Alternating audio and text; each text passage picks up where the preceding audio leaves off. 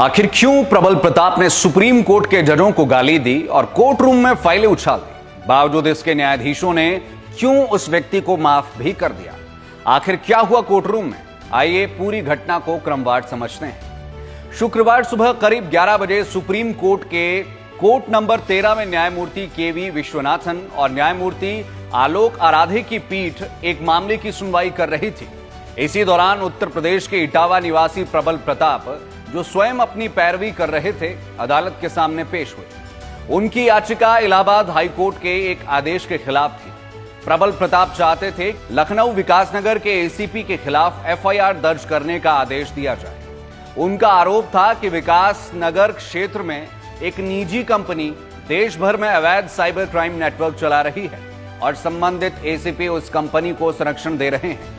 उनका कहना था कि जब उन्होंने कंपनी के खिलाफ शिकायत की तो पुलिस ने कार्रवाई करने के बजाय कंपनी का साथ दिया। इसी वजह से वे सीधे एसीपी के खिलाफ एफआईआर दर्ज करवाना चाहते थे। उन्होंने इलाहाबाद हाई कोर्ट के उस आदेश को सुप्रीम कोर्ट में चुनौती दी थी जिसमें ट्रायल कोर्ट के फैसले में हस्तक्षेप करने से इनकार कर दिया गया था। ट्रायल कोर्ट ने उनकी बीएनएसएस की धारा 173(4) के तहत दायर अर्जी को एफआईआर दर्ज कराने के बजाय निजी शिकायत के रूप में माना था।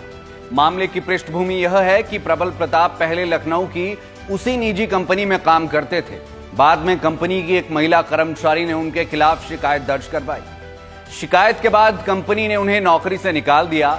इसके बाद उन्होंने कंपनी के खिलाफ कार्रवाई की मांग शुरू की, लेकिन पुलिस ने एफआईआर दर्ज नहीं की।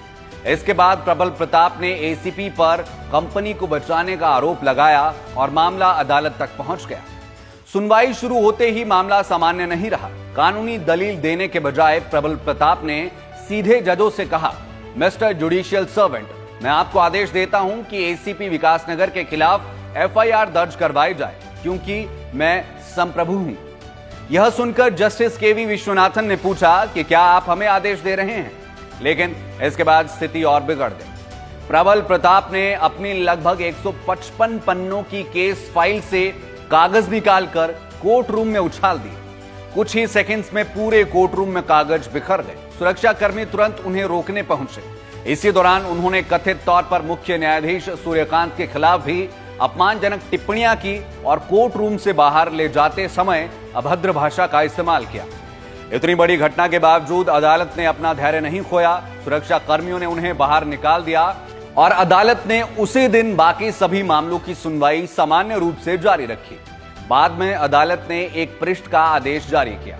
अदालत ने कहा कि याचिकाकर्ता ने कानूनी बहस करने के बजाय असंगत और असंसदीय टिप्पणी की, लेकिन उनकी मानसिक स्थिति को देखते हुए उनके खिलाफ अवमानना की कार्रवाई नहीं की जाएगी। सुनवाई के बाद न्यायमूर्ति केवी विश्वनाथन ने अदालत में मौजूद वरिष्ठ वकीलों से कहा कि वह बहुत परेशान हैं, यह उनकी हताशा है, हमें उनके प्रति केवल सहानुभूति है।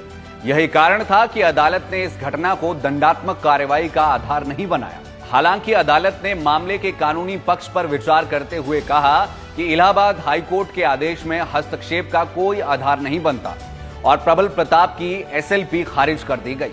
यह घटना केवल कोर्ट रूम में हुई अभूतपूर्व बहस नहीं थी, बल्कि न्यायपालिका के संयम और धैर्य की भी मिसाल बनी। एक और याचिकाकर्ता की हताशा साफ दिखाई दी, जिसने उन्हें अदालत की गरिमा के विपरीत आचरण करने तक पहुंचा दिया।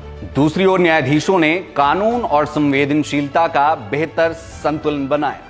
हालांकि अदालत ने उनके व्यवहार को स्वीकार नहीं किया, लेकिन उनकी मानसिक स्थिति को देखते हुए दंडात्मक कार्रवाई से परहेज किया और केवल मामले के कानूनी पक्ष पर फैसला सुनाया।